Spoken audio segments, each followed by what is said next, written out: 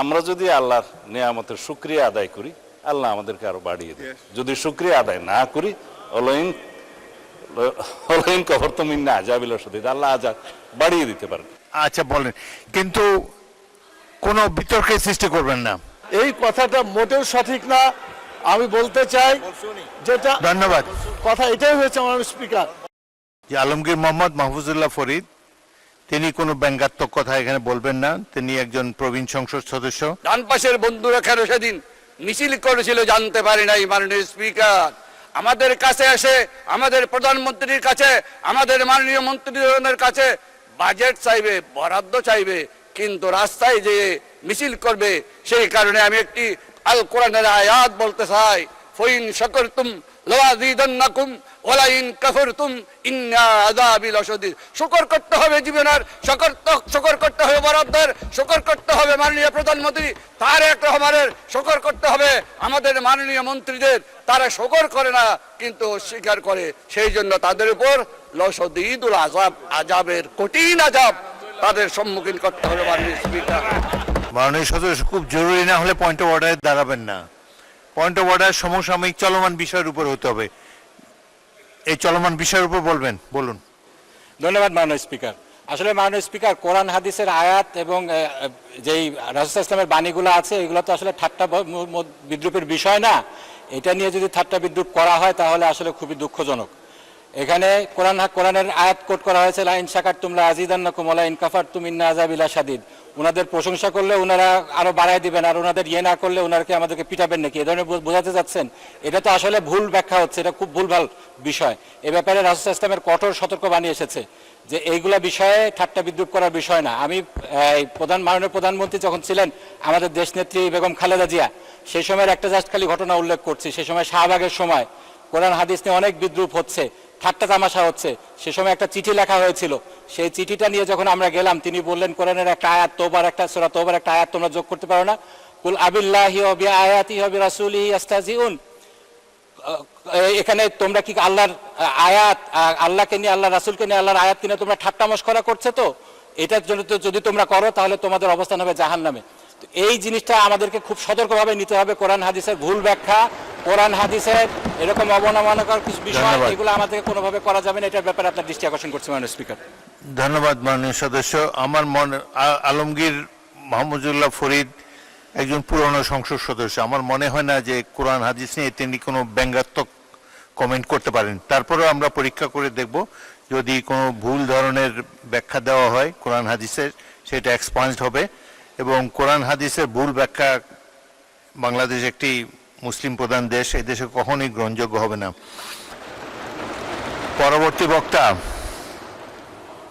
জনাব সালাউদ্দিন আহমেদ, আপনাকে 1 নম্বর বলেছে, এটা আপত্তি আছে আপনার?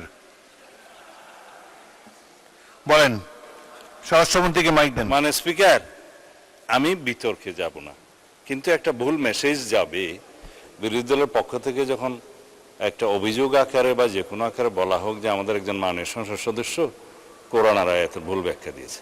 আমি প্রথমে বলি, আলমগীর মোহাম্মদ মাহফুজুল্লাহ ফরিদ একজন মৌলানা, মাদ্রাসা পাস, দাখিলা আমার পাশে ছিল। তিনি অন্তত এই উদ্দেশ্যটা বলেন, লাইন শাকারতুম লাযীদান্নাকুম ওয়া লাইন কাফারতুম ইন্না আযাবি লাশাদীদ। যেটা উনি বলেছেন সেটা প্রাসঙ্গক্রমে বলেছে। আমরা যদি আল্লাহর নিয়ামতের শুকরিয়া আদায় করি, আল্লাহ আমাদেরকে আরো বাড়িয়ে দেয়। যদি শুকরিয়া আদায় না করি, লাইন কাফারতুম ইন্না আযাবি লাশাদীদ, আল্লাহ আযাব বাড়িয়ে দিতে পারেন। এখন এটা পলিটিক্যালি কেন বক্তব্য হবে? এটা দিয়ে কেন পয়েন্ট অফ অর্ডারে বাড়ানো হবে? এটা ঠিক হয় না মাননীয় স্পিকার। তিনি বলেছেন, সৎ উদ্দেশ্যেই বলেছেন, এবং আমরা যেন আল্লাহর শুকর গুজার করি। এইটাকে পলিটিক্যালি আমার মনে হয় মিস ইন্টারপ্রিট করা ঠিক হবে না মাননীয় স্পিকার। আমরা এই 92% মুসলিম দেশে, জনসংখ্যার দেশে, আমাদের এই মহান জাতীয় সংসদে কোন সংসদ সদস্যের বক্তব্য যদি ভুলক্রমেও ইসলামের প্রতি অবমাননা যদি মূলক হয়, এটা আমরা নিন্দা করব, কিন্তু এইভাবে পলিটিক্যালি ইউজ করা ঠিক হবে না মাননীয় স্পিকার। ধন্যবাদ। ধন্যবাদ মাননীয় সদস্যবৃন্দ। আমি তো বললাম যে আলমগীর মোহাম্মদ মাহফুজুল্লাহ ফরিদ তিনি কোনো ব্যঙ্গাত্মক কথা এখানে বলবেন না। তিনি একজন প্রবীণ সংসদ সদস্য। তারপরেও তিনি যে মাদ্রাসার ছাত্র সেটাও বলা হলো।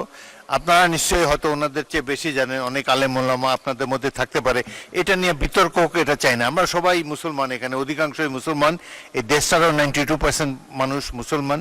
সুতরাং এগুলো নিয়ে সংসদে কোনো রকম বিরূপ আলোচনা হোক, এসব স্পর্শকাতর বিষয়, এটা তো চাই না। ঠিক আছে,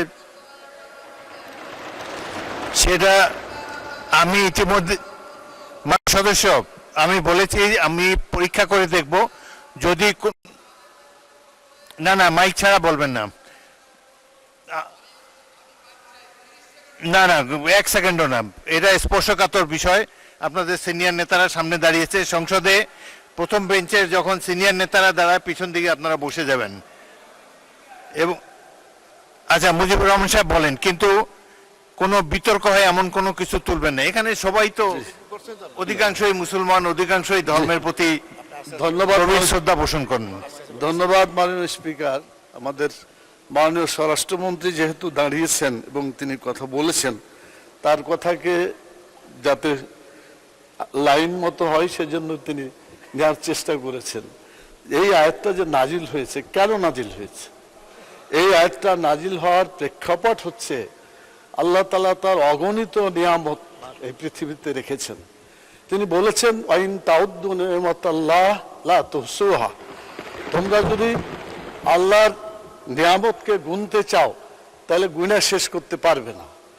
যারা আল্লাহর এই দুনিয়ায় আল্লাহর নিয়ামত ভোগ করছে, আমি কথা বলছি এটা আল্লাহ আমাকে একটা নিয়ামত দিয়েছেন, অতএব আমার মুখ দিয়ে আল্লাহর বিরুদ্ধে কোনো কথা আমি বলতে পারি না। আমাকে যে শক্তি আল্লাহ দিয়েছেন, এই শক্তি দিয়ে আল্লাহর বিধিবিধানের পক্ষে আমাকে কথা বলতে। ধন্যবাদ। মানুষ শেষ করি, 1 মিনিট শেষ হবে। আমাদের মাননীয় স্বরাষ্ট্রমন্ত্রী উনি এটা নিয়ে গেছেন মানে দলীয় একটা, এই যে বাজেট বক্তৃতা, বাজেটটা খুব ভালো হয়েছে, অতএব বিরোধী দলকে বাজেটের প্রশংসা করতে হবে। এইটা যদি প্রশংসা না করে তারপর আজাব আসবে, এই দিকে নিয়ে গেছিল উনি। এই কথাটা মোটেও সঠিক না। আমি বলতে চাই যেটা, ধন্যবাদ, কথা এটাই হয়েছে মাননীয় স্পিকার। আমার মনে হয় আপনি যদি প্রয়োজন মনে করেন একজন আলিমের কাছে যে বলবেন, কোন মানুষের অবদানের কথা এখানে বলা হয়নি। ধন্যবাদ। যে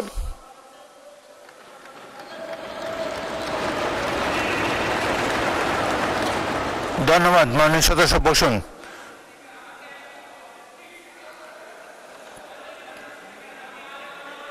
না না ঠিক আছে, না না আমি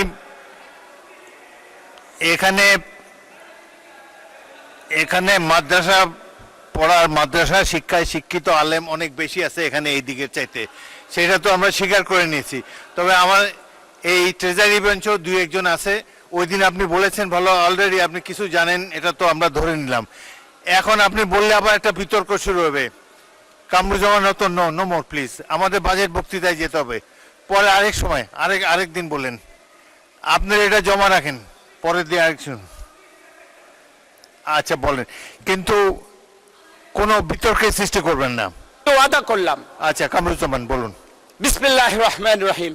আমি আলেমুল আমাদের মাঝখান দিয়ে যে কথাটা বলবো, যদি ভুল হয় ওনারা শুদ্ধ করে নেবেন।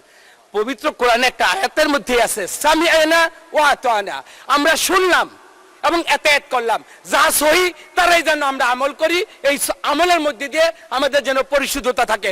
ধন্যবাদ মাননীয় স্পিকার। ধন্যবাদ।